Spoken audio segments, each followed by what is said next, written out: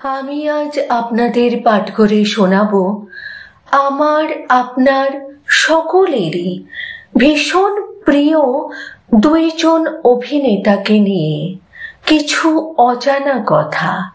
আশা করি আপনাদের সকলেরই ভীষণ ভালো লাগবে। তাহলে শুরু করি আমার আজকের পাঠ তাঁদের নিয়ে। সৌমিত্র চট্টোপাধ্যায় এবং উত্তম কুমার। সৌমিত্রকে নিজের ছেলের বিয়েতে নিমন্ত্রণ করেও খেতে দেননি উত্তম কুমার। কেন এমন করেছিলেন মহানায়ক? বহু সাক্ষাৎকারেই সৌমিত্র বলতেন, উত্তমের সঙ্গে তো আমার প্রেম রয়েছে। আর অন্যদিকে সৌমিত্রকে রীতিমতো চোখে হারাতেন উত্তম কুমার। পুলু নামে ডেকে স্নেহ করতেন। তবে সেই স্নেহের পুলুর সঙ্গেই এমন এক কাণ্ড করেছিলেন উত্তম কুমার, যা দেখে হতবাক হয়ে গিয়েছিলেন সৌমিত্র। বাঙাল ঘটি, চিংড়ি ইলিশ, ইস্টবেঙ্গল ও মোহনবাগান নিয়ে দু ভাগে ভাগ বাঙালিরা, তেমনি উত্তম সৌমিত্র নিয়েও তর্জা রয়েছে। কে বড় অভিনেতা তা নিয়ে চায়ের আড্ডায় এখনো তর্কের ঝড় ওঠে।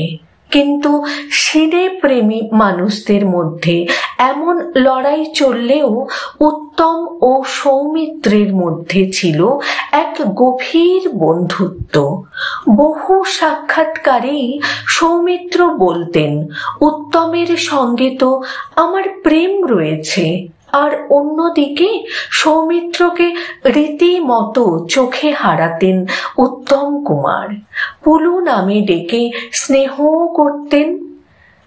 ব্যাপারটা একটু বিশদে বলা যাক।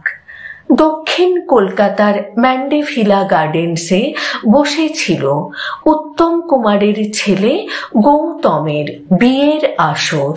সেই বিয়েতে হাজির হয়েছিলেন টলিউডের নামকরা সব তারকারা।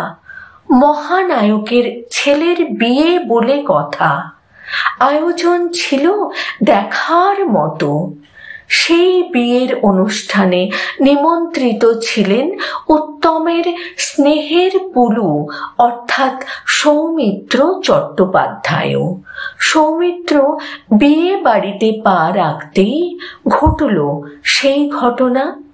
বিয়ে বাড়িতে উপস্থিত অন্যান্য অতিথিদের সঙ্গে আলাপ সেরে সৌমিত্র পা রাখলেন খাবার জায়গায়। হঠাৎই দূর থেকে উত্তম শুরু করলেন চিৎকার, পুলু ওদিকে যাস না।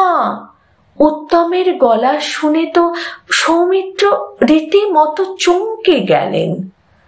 তারপর সৌমিত্রর দিকে উত্তম এগিয়ে এসে বললেন, তুই খাবি না, এখানকার খাবার তোকে খেতে দেব না। মহানায়কের মুখে এমন কথা শুনে অবাক সৌমিত্র।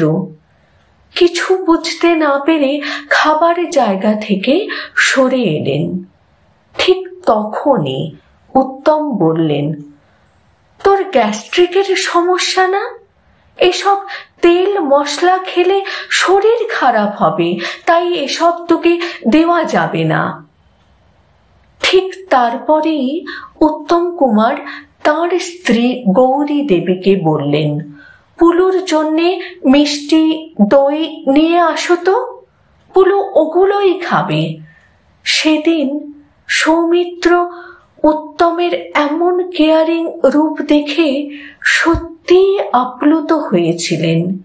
বিয়ে বাড়ির ব্যস্ততার মাঝেও উত্তম কুমার যে তাঁর শরীর খারাপের কথা ভোলেননি, তা জেনে সত্যি নতুন করে উত্তম কুমারের প্রতি শ্রদ্ধা বেড়ে গিয়েছিল সৌমিত্রর।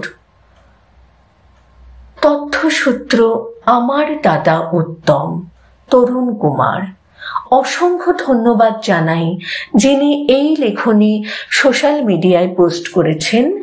লেখাটি সংগৃহীত, তাকে আমার তরফ থেকে এবং আমার পরিবারের সকল সদস্যদের তরফ থেকে অসংখ্য ধন্যবাদ জানাই।